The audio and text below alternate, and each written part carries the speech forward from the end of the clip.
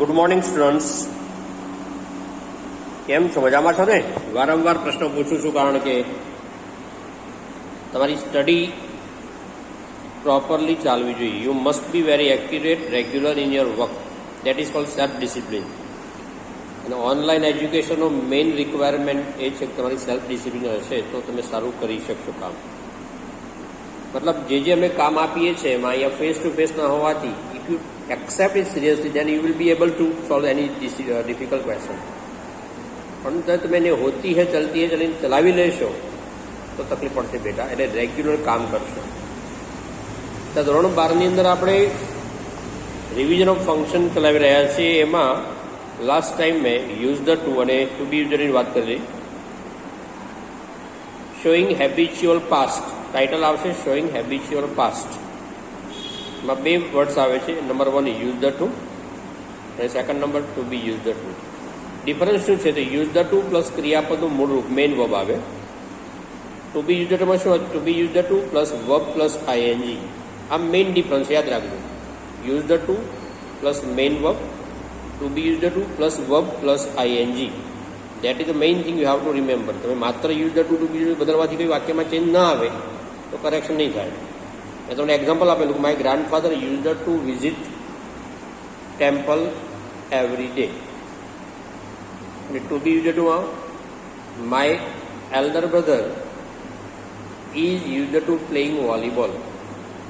My elder brother is used to, જો is to be, is used to playing volleyball. Past habit પછી result, showing result. Title આપો showing result. એમાં બે main શબ્દો છે TOO. આપણે ટુને પણના અર્થમાં, ઓલ્સોના અર્થમાં લઈએ છીએ. અહીંયાનો અર્થ કંઈક અલગ છે, ધ્યાનથી સમજો. TOO એટલે વધુ પડતું. It's too much hot today. આજે બહુ જ ગરમી છે એવું કહેતા હોય છે આપણે. ટુ અને બીજો શબ્દ છે ઇનફ, ENOUGH. ધ્યાનથી ENOUGH, ઇનફ. ફ ઘ નહીં, ફનો પૂરો ઉચ્ચાર નથી પણ ઇનફ. ટુ અને ઇનફ. ટુ એટલે વધુ પડતું અને ઇનફ એટલે માપનું, પ્રમાણસરનું, જરૂરિયાતનું. બંને શબ્દોમાં નંબર 1 ટુ લઈએ પહેલાં. ટુ વાક્યને નેગેટિવ બનાવે. નેગેટિવ શબ્દ આવતો ને તમે જ્યારે ટુ વાપરશો ત્યારે એનો મિનિંગ નેગેટિવ થઈ જશે. જેમ કે he is dull, he can not solve sum. તો he is too dull to solve સમ.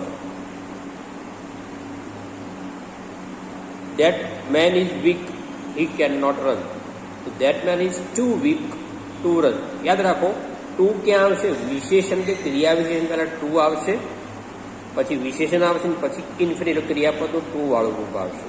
ફરીથી he is too dull. Dull એ વિશેષણ છે. He is too dull to solve. To solve એ ઇન્ફિનિટિવ આવ્યું, ક્રિયાપદનું ટુ વાળું રૂપ. He is too dull to solve the sum. અને બીજું વાક્ય હું શું બોલું? That man is too weak. વીકનો સ્પેલિંગ ધ્યાન આપજો, અઠવાડિયાવાળો સ્પેલિંગ નહીં. He is too weak to run. Weak adjective, એના પહેલાં ટુ આવ્યું. TOO. He is too weak. TOO. He is too weak to run. એમાં TO to run ઇન્ફિનિટિવ. બરાબર.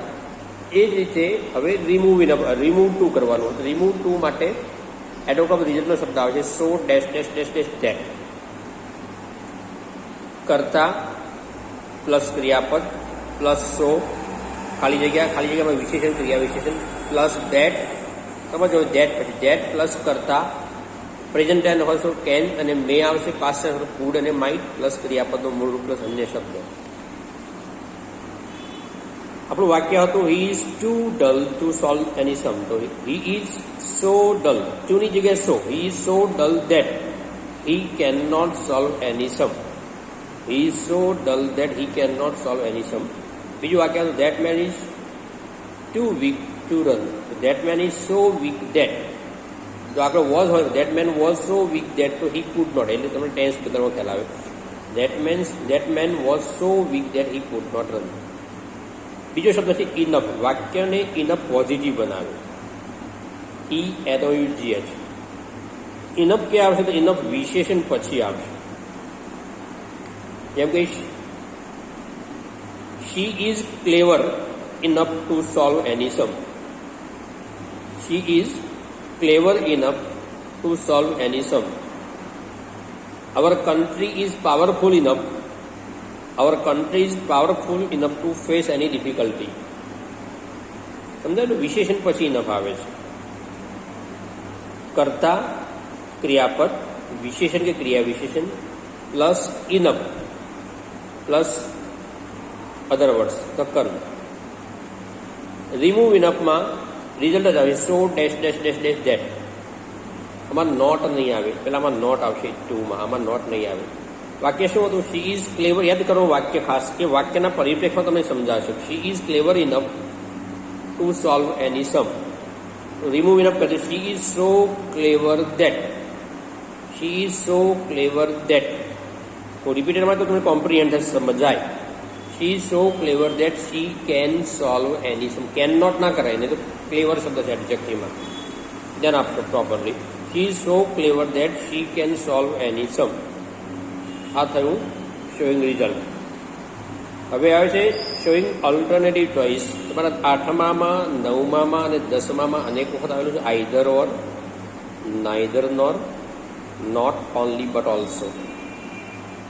બરાબર? આઈધર ઓર એટલે બેમાંથી કોઈ એક, મતલબ આ કાં તો તે. નાઇધર નોર એટલે આ પણ નહીં તે પણ નહીં. એમાં બીજા શબ્દ આઈધર ઓફ એટલે બેમાંથી એક, આઈધર ઓફ.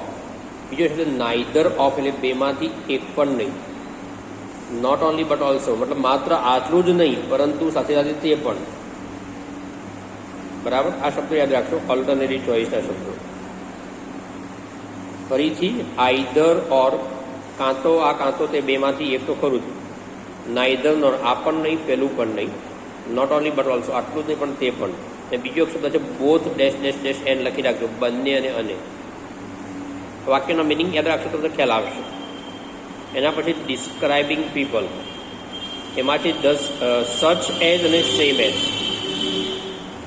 સચ એઝ અને સેમ એઝ. તમે લાઇકનો શબ્દ શીખેલો છે, લાઇક એ લાઇક, બસ એ અર્થમાં સચ, લાઇક, અનલાઇક, સેમ અને સચ આવે છે. સચ એટલે એવું, એઝ કે જે, અને ધ સેમ એટલે એ જ કે જે. જેમ કે હી ઇઝ સચ a person, he is such a person as helped anyone.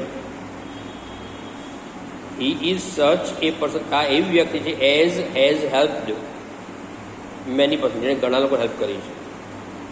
અને ધ સેમ નો તો this is the same book, this is the same book I want to buy. આ એ જ બુક છે. તો this is the same dictionary, ધ્યાન આપજો. મને આ ડિક્શનરીમાં પ્રકાર છે. તો this is the same dictionary as I want to buy. ફરીથી this is the same dictionary as I want to buy. ઠીક છે? આટલા મુદ્દાનું રિવિઝન પછી એક વખત ફરીથી રિવિઝન કરીને હવે એક્સરસાઇઝ કરીએ છીએ આપણે નીચે. જો page number 8 F2.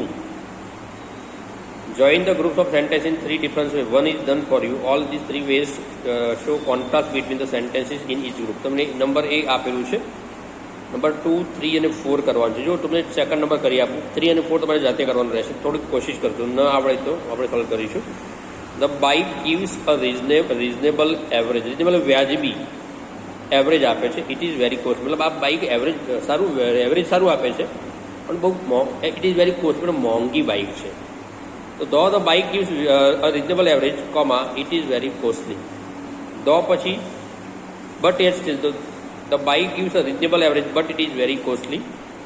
In spite of the bikes giving a reasonable average, in spite of the bikes giving reasonable average, it is very costly. તમે પેલા મુદ્દાઓ મેં ડિસ્કસ કર્યા, એમાં રિવિઝન યાદ રાખજો કયો મુદ્દો ક્યાં લાગે છે. થર્ડ નંબર જો it was raining cats and dogs. Underline કરો, શબ્દ સમૂહ સમજો. રેનિંગ કેટ્સ એન્ડ ડોગ્સ મતલબ કૂતરા અને બિલાડાનો વરસાદ નહીં, આ એક શબ્દ સમૂહ છે. મુશળધાર વરસાદ થયો. હવે આ પણ પાછું સમજવાનું છે ગુજરાતીમાં મુશળધાર એ શું, મુશળ એટલે શું. આ એક પ્રશ્ન તમે પૂછું છું, સોલ્વ કરતા હો છો. મુશળધાર, you must be familiar with the Gujarati word મુશળ. મુશળધાર વરસાદ એટલે બહુ ભારે વરસાદ થતો અને એવું અંગ્રેજીમાં કહેવાય છે it is raining cats and dogs. આની પાછળ હિસ્ટ્રી છે, હું તમને કહીશ પછી જ્યારે આવશે ત્યારે. કેટ્સ એન્ડ ડોગ્સમાં ઇંગ્લેન્ડમાં લંડનની અંદર આ કેવી રીતે આ શબ્દ કોઇનિંગ થયો. કોઇનિંગ તો શબ્દોનું પણ વ્યુત્પત્તિશાસ્ત્ર છે, ક્યારેક ક્યારેક ડિસ્કસ કરીશું આપણે ટાઈમ મળશે ત્યારે.